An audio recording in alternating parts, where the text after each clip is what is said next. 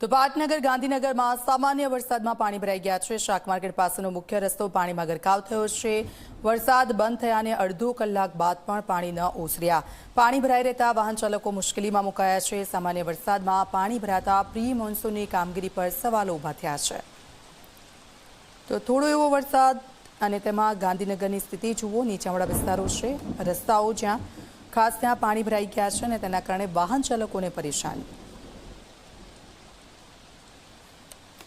ગાંધીનગર શહેરી વિસ્તારમાં આજે વહેલી સવારે વરસાદ પડ્યો હતો અને વરસાદને કારણે વરસાદ બંધ થયા પછી પણ ગાંધીનગર સેક્ટર 24ની અંદર જે છે તે વરસાદી પાણી ભરાઈ રહ્યા છે। હાલ તમે દ્રશ્યની અંદર જોઈ શકો છો તે પ્રમાણે ગાંધીનગરનો આ સેક્ટર 24નું જે મેઇન શાક માર્કેટ છે તે વિસ્તારની અંદર જે છે સવારે પડેલા વરસાદને કારણે પાણી ભરાઈ ચૂક્યા છે। લોકોને પાણીમાંથી પસાર થવા માટે મજબૂર થવું પડી રહ્યું છે। વાહનો જે છે તેની અંદર પણ પાણી આગળ આવી જતા હોય તેવા દ્રશ્યો સામે આવ્યા છે। જો વાત કરવામાં આવે તો ગાંધીનગર મહાનગરપાલિકા દ્વારા સ્માર્ટ સિટીની વાતો કરવામાં આવે છે, પરંતુ વાસ્તવિકતા કંઈક અહીંયા અલગ જ જોવા મળી રહી છે।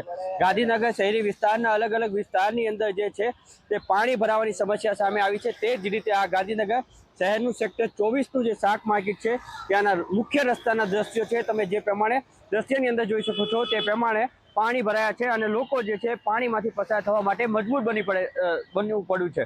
ખાસ જો વાત કરીએ તો ગાંધીનગરની અંદર હાલ વરસાદ બંધ થઈ ચૂક્યો છે, તેમ છતાં અનેક રસ્તાઓ ઉપર પાણી જોવા મળી રહ્યું છે। દુર્ગેશ મહેતા, જી મીડિયા, ગાંધીનગર।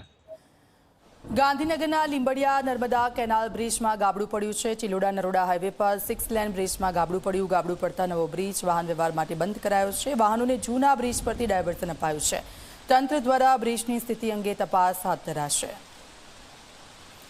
તો વાહનોને જૂના બ્રિજ માટે ડાયવર્ઝન આપી દેવામાં આવ્યું છે। તંત્ર દ્વારા બ્રિજની સ્થિતિ અંગે કામગીરી હાથ ધરવામાં આવી છે। આપ જો લીંબડિયા નર્મદા કેનાલ બ્રિજમાં ગાબડું પડતા એ બ્રિજ બંધ કરવામાં આવ્યો છે।